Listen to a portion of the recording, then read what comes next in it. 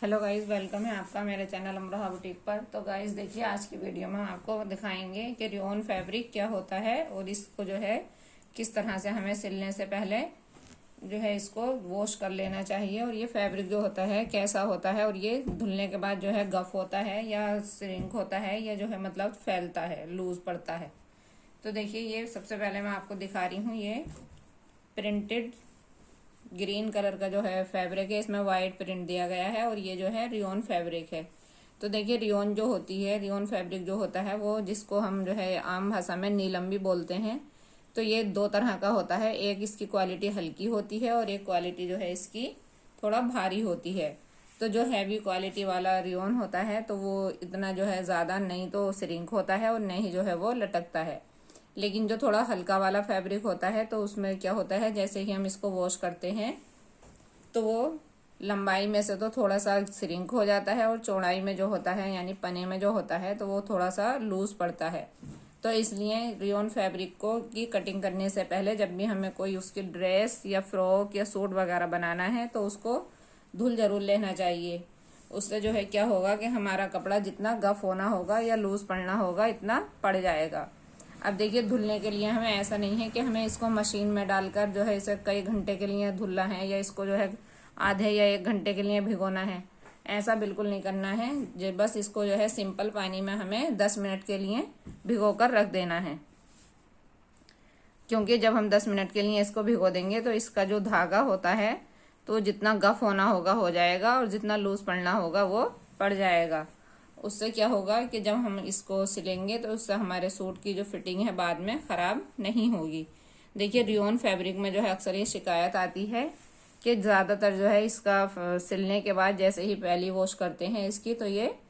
जो है या तो लूज पड़ जाता है या ये लटक जाता है। इसलिए रियोन फैब्रिक को धुलने से सिलने से पहले धुल जरूर लें,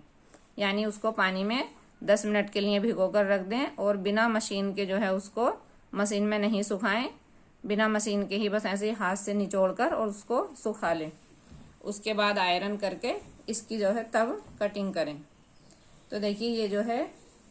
इसका जो ये रियोन फैब्रिक है इसका प्रिंट जो है आप देख रहे होंगे एक ही साइड को जा रहा है।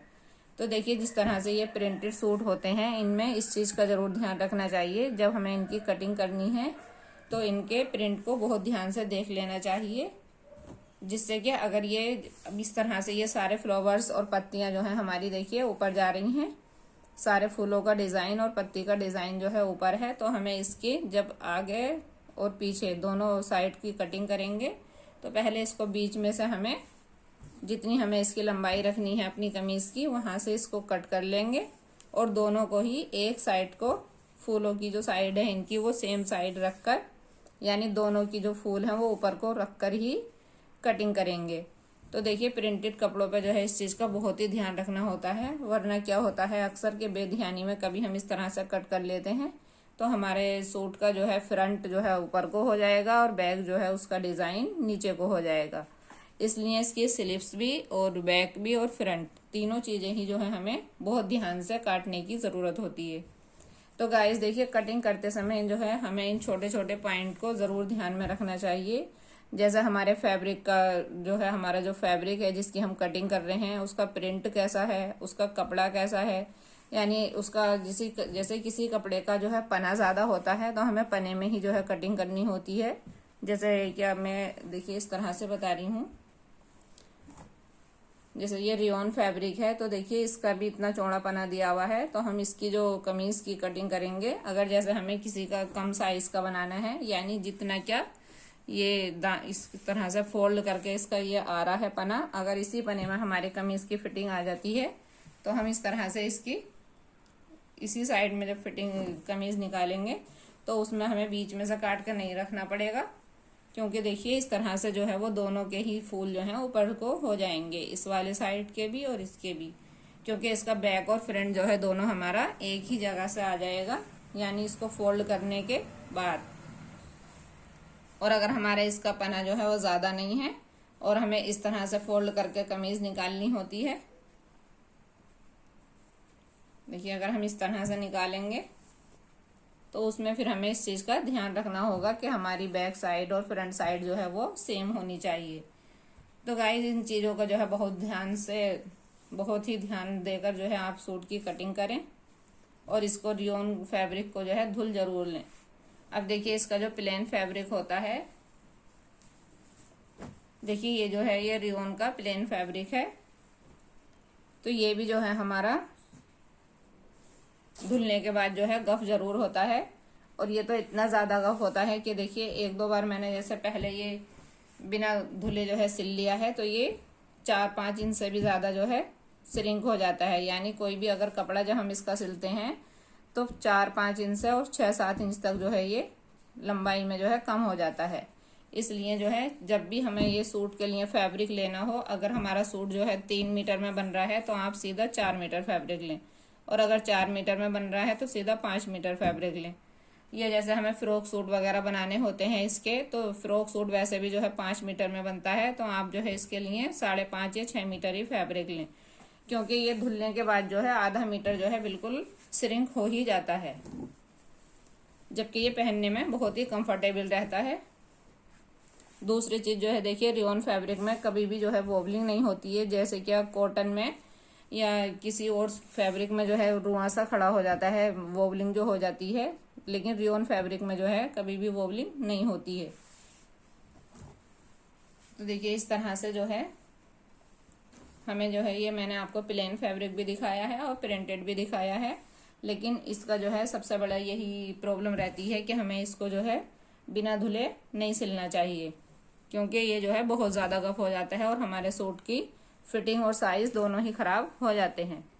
अब देखिए गाइस इसका जो है ये दुपट्टा है। तो देखिए सूट तो रियोन फैब्रिक का था, लेकिन दुपट्टा जो है ये वो कॉटन फैब्रिक का है, बिल्कुल मल कॉटन जो होती है, बहुत ही सॉफ्ट वाली और मल कॉटन होती है। तो देखिए ये जो कॉटन होती है ये गफ नहीं होती है, ये ऐसे ही रहती है जैसे होती है। तो हम अगर चाहें तो इसको नहीं भी धुलें, यानी सिलने से पहले नहीं धुलें इसको। और ये जैसे इसका जो है दुपट्टा है,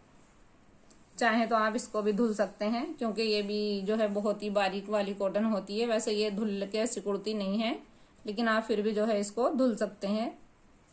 और देखिए उसके बाद जो है जैसे इस पे बिल्कुल बस ये ना कोई बॉर्डर है ना कोई जो है इसके साइड पे कट वर्क है, ऐसा लग रहा है जैसे कि ये दुपट्टा ना होकर किसी सूट का ही फैब्रिक है। तो हम इसको जो है दुपट्टा जब अगर बनाएंगे तो देखिए जैसे मैंने आपको दिखाया ये इसकी बॉटम थी सूट की, तो या तो इसी की पट्टी काट के 2 इंच की और चारों साइड पे जो है आप इसकी पट्टी लगा लें। और अगर आप इसकी पट्टी नहीं लगाना चाहते हैं तो आप देखिए इस पे व्हाइट कलर की या जो दूसरा इसका कलर है उस कलर की बारीक वाली लेस लेकर भी चारों साइड पर इसकी लेस लगाकर दुपट्टा बना सकते हैं। उससे क्या होगा कि हमारा दुपट्टे का लुक अच्छा हो जाएगा, और चारों साइड से जो है जब इस पे पट्टी और लेस लग जाएगी तो ये बिल्कुल ही एकदम दुपट्टा लगने लगेगा। तो गाइस देखिए मैंने आपको बताया कि रियोन फैब्रिक को किस तरह से हमें वॉश करना है सिलने से पहले, और किस तरह से इसकी कटिंग करनी है प्रिंटेड सूट की। और अगर आपके पास इस तरह का प्रिंटेड फैब्रिक का दुपट्टा है जिसपे बॉर्डर या कोई कॉर्नर वगैरह नहीं बने हुए हैं, तो आप लेस लगाकर उसको किस तरह से रेडी कर सकते हैं। तो गाइस कैसी लगी आज की आपको मेरी वीडियो, आप कमेंट करके जरूर बताएं, और अगर पसंद आई है तो लाइक जरूर करें, और नए हैं तो चैनल को सब्सक्राइब करें।